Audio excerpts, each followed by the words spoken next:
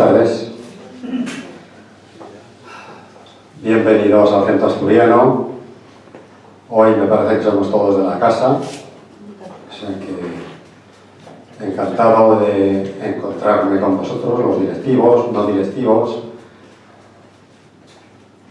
Y bueno, aunque somos pocos, esperemos que seamos buenos. Ciertamente hoy estamos de cumpleaños, un aniversario importante, y deberíamos, no sé, conseguir que fuese un acto solemne para celebrar esa efeméride.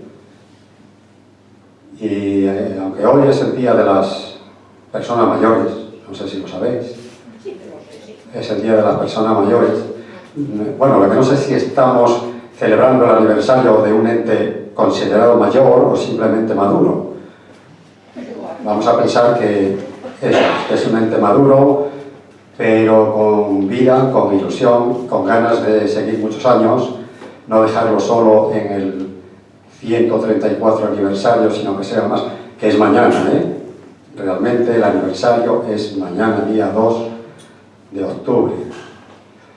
Y cuando en el año 1881, el día 2 de octubre, se fundó el Centro de Asturianos, cuyo presidente fue José Posada Herrera, y en cuya junta directiva estaba gran parte de la élite de las figuras asturianas. Hasta nuestros días han pasado muchas cosas, muchos presidentes, y unos con más gloria que otros, porque claro, naturalmente no todo el mundo tiene disponibilidad, por muy importante que sea en su profesión, en su vida social, no tiene disponibilidad a lo mejor para dedicarse al centro asturiano.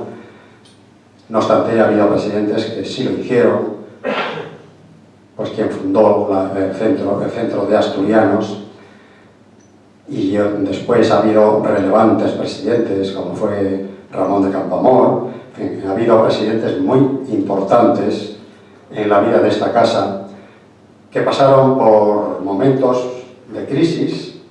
Las crisis no son de ahora, exclusivamente de ahora, las crisis son de todos los tiempos. Y presidentes pasaron por, creo que fue el segundo presidente, ya tuvo unos problemas tremendos, tuvo que reacondicionar la sociedad porque no se podía económicamente. El segundo, o sea que ya estamos hablando de 1883. Después Ramón de Campoamor, que fue un presidente brillante, que integró la sección de beneficencia que presidía entonces Apolinar de Rato en la sociedad, publica 2 meses después de ser presidente el primer número del boletín Centro de Asturianos, que luego pasó como revista ilustrada Asturias. Se publicó hasta 1918.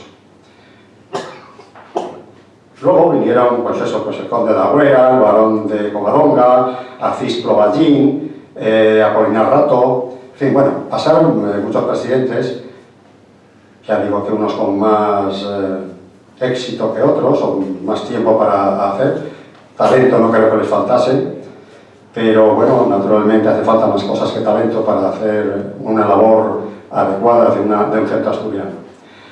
En 1892 se elige presidente a Pedro Niembro, que sí fue un presidente brillante. Después estuvo Celestino Pellico Sarro, que también fue otro presidente brillante. Ángel Pulido Fernández, en 1897. Durante este mandato se cambió el nombre de la sociedad de Centro de Asturianos y se pasó a llamar lo que es ahora Centro Asturiano de Madrid.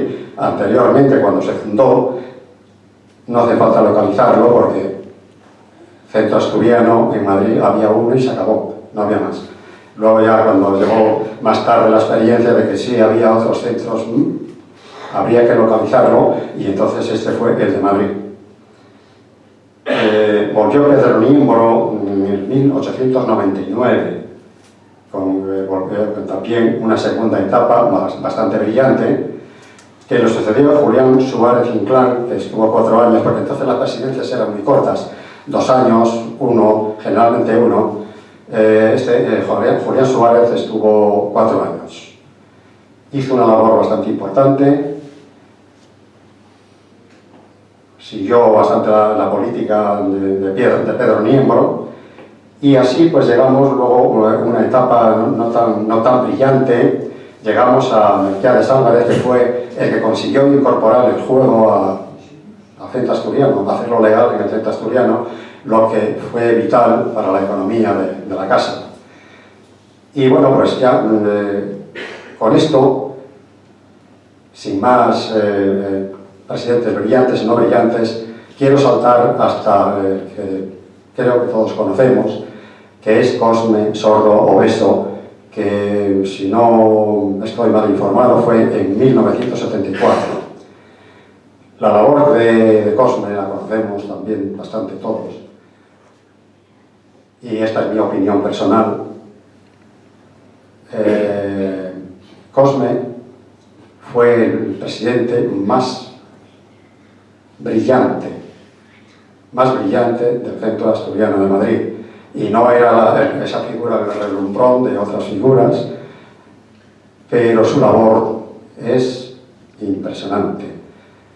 Cosme, de un patrimonio inexistente, nos ha llevado a tener el patrimonio que tenemos hoy en día, que tiene un alto valor más que nada, si queremos, sentimental, porque si queremos venderlo vale muy poco por estar la finca donde está, en un parque natural, que su valor pecuniario es pequeño.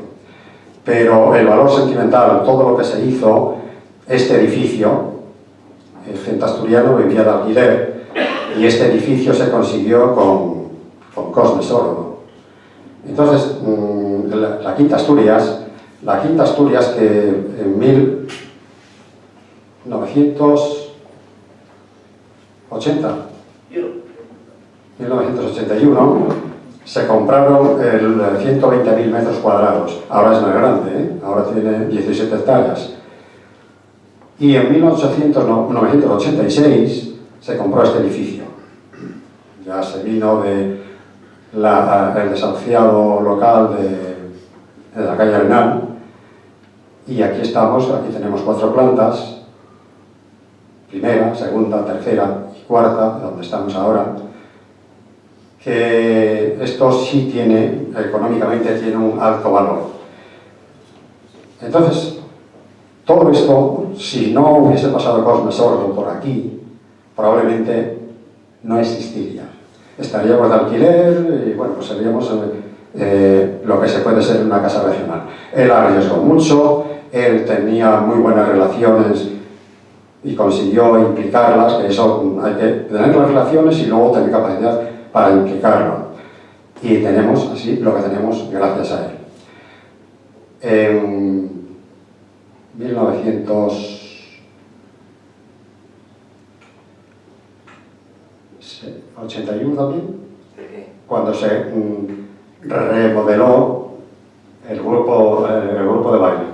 81, que ya pasó a llamarse lo que es la Alborada. En 1986 se creó el grupo de teatro a los auspicios de José León del Estal, dirigida por aquel entonces por Arsenio Díaz Pachín, que había sido miembro de la Comedia Asturiana de Teatro, grupo de teatro que actualmente está dirigido por Miguel Moreno. Después se crearon las peñas de la casa, 8 peñas. Todas ellas celebraban una fiesta en la Quinta Asturias y unas cenas, 2 o 3 al año. Y yo no pido que ahora volvamos a hacer una romería cada peña y 2 o 3 cenas al año. Los tiempos han cambiado y hay que ajustarse a la realidad. Pero sí me encantaría, y no veo por aquí a ningún presidente de ninguna de las peñas. Están en crisis. Salvo yo sí estoy. Es que yo creo que los presidentes de las peñas... Sí, pero existen, lo que pasa es que no están aquí. ¿Qué peñas son? Bien, que me gustaría pedirles que si no se hace una romería cada peña, pues se agrupen por zonas limítrofes y se hiciesen 2 o 3 romerías en la Quinta Asturias. y alguna cena, que hiciésemos alguna cena, que comiésemos de vez en cuando, vamos a quedarnos demasiado flacos, sin cenar y sin esas cosas. Entonces me gustaría reanimarles, que volvamos a tomar un poco el pulso de lo que fue, y si no con la misma cantidad de personas, de comensales o de asistentes a las romerías, bueno, pues que sea con algunos menos si cabe, o más si se puede, pero hacer algo. Me gustaría, de verdad, animarles a hacer algo. Y si los que son presidentes de las peñas se inhiben, pues que alguno más se dé paso adelante y pida que le nombre el presidente, que pueda hacer algo. Creo que algo se puede hacer.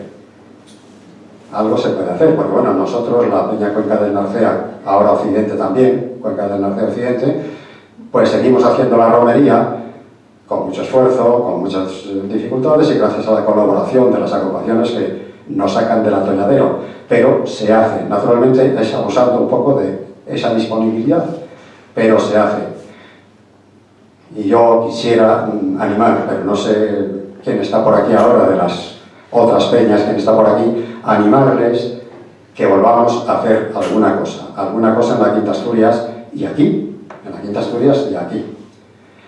Y bueno, como no quiero alargar las cosas porque el señor Bellido tiene que coger el autobús a las 11:30 de la noche en la estación sur, pues hay que darle tiempo a llegar allí sin prisas y sin nervios. Entonces vamos a cortarlo todo lo que se pueda, pero naturalmente como nuestro presidente quiere estar presente en su ausencia, me ha dejado unas palabras escritas que paso a leer.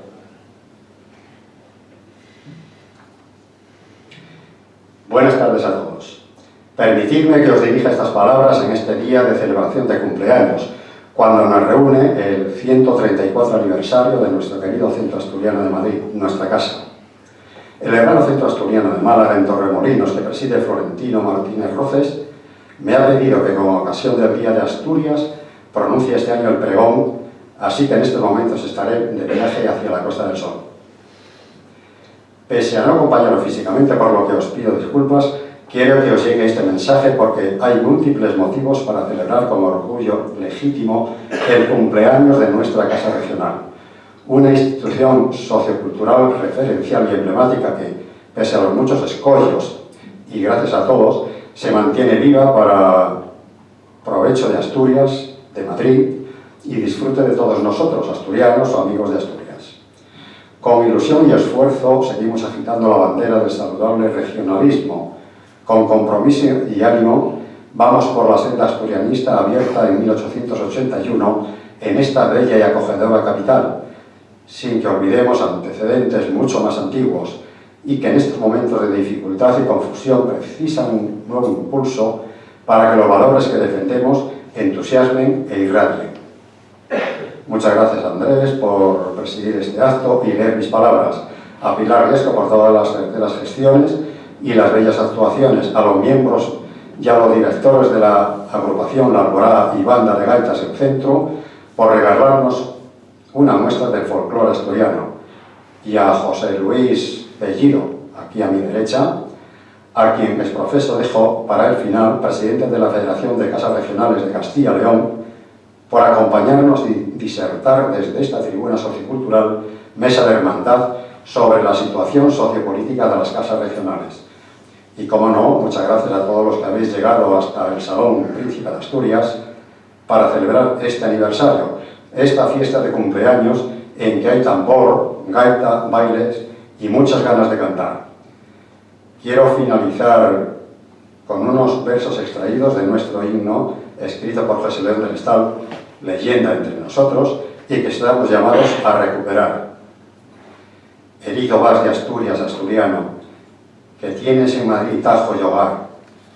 Si soñaras el sabor de la tierrina,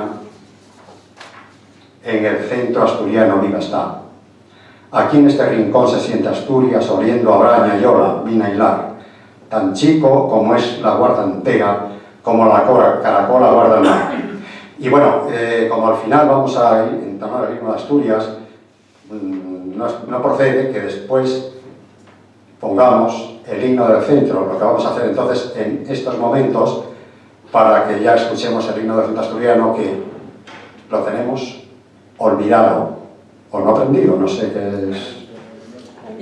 Entonces, abramos los oídos, que se nos pegue algo, y el que quiera la letra que la pida, y el que quiera también, supongo que hay a la venta discos del cuarteto, que se pueden adquirir, y es muy bonito. Cuando quieras, Armando.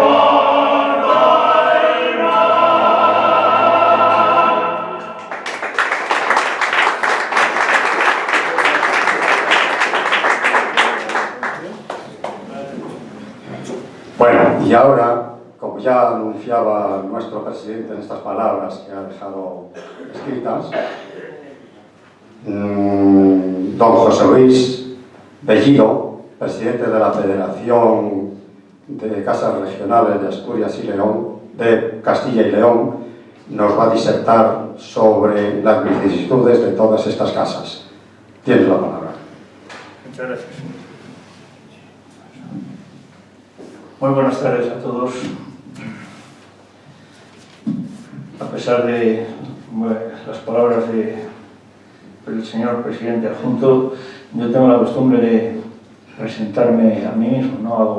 No hago ni tengo ningún currículum, pero lo único que puedo decir es que soy segoviano, castellano-leonés, español, economista, jubilado y pensionista. Lo demás queda al margen. Como se hace siempre, y especialmente en estos casos, lo primero es agradecer al Centro Asturiano de Madrid el honor y la deferencia que han tenido al invitarme a dar esta charla, agradecimiento que es más profundo al considerar que mi modesta persona queda excesivamente pequeña y con pocos méritos para dirigir una charla en este centro que cumple la friolera de 134 años, entidad para mí tremendamente respetada tanto por su antigüedad como por las insignes y extraordinarias personas que me han precedido en el uso de la palabra, cualquiera que haya sido el tema, y han tenido el privilegio, como yo ahora, de poder dirigirse a ustedes como representantes en la capital de España, de esta tierra tan sublime y de tantos valores para nuestra nación como es la tierra de Asturias. Deseo que a través del presidente adjunto haga llegar mi más cordial y efusivo saludo al presidente de esta entidad, don Valentín Martínez Otero, cuya justificada ausencia entiendo perfectamente. También un saludo para el señor presidente adjunto, don Andrés Méndez Pérez, para Pilar en Riesgo, que además de estar en el centro asturiano, me está ayudando en otras labores de fuera de este centro, con muchos temas que tenemos por delante. Así como a los miembros de la Junta Directiva, socios, simpatizantes y amigos, y al personal de la entidad.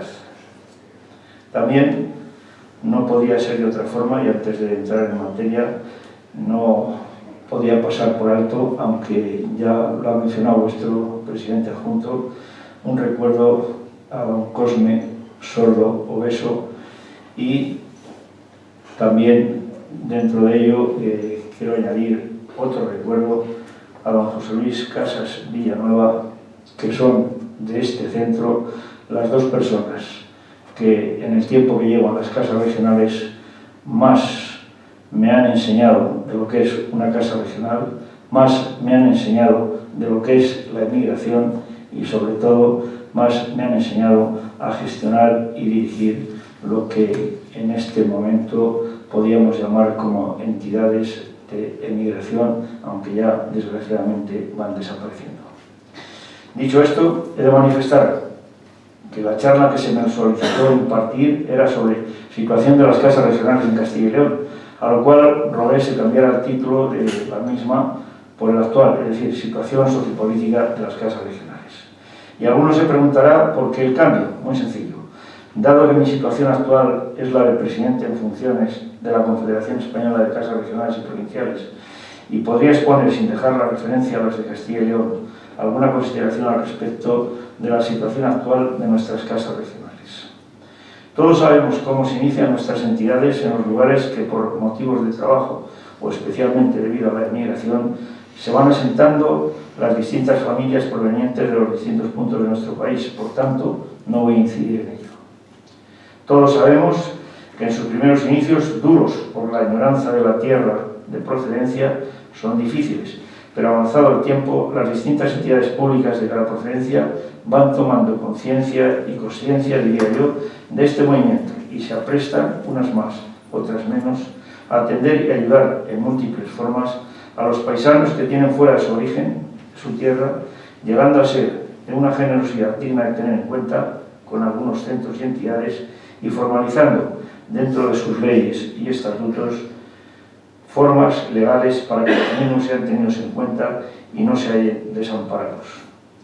Los dirigentes de estos centros y casas regionales también pusieron mucho de su parte para que esta situación se llevara a efecto, que luego, mejor o peor gestionado, indudablemente, fue soporte básico para el mantenimiento de las sedes y sobre todo para el desarrollo del mantenimiento de la cultura, las raíces y muchas cosas más para la exposición y el conocimiento de los habitantes de las tierras de residencia.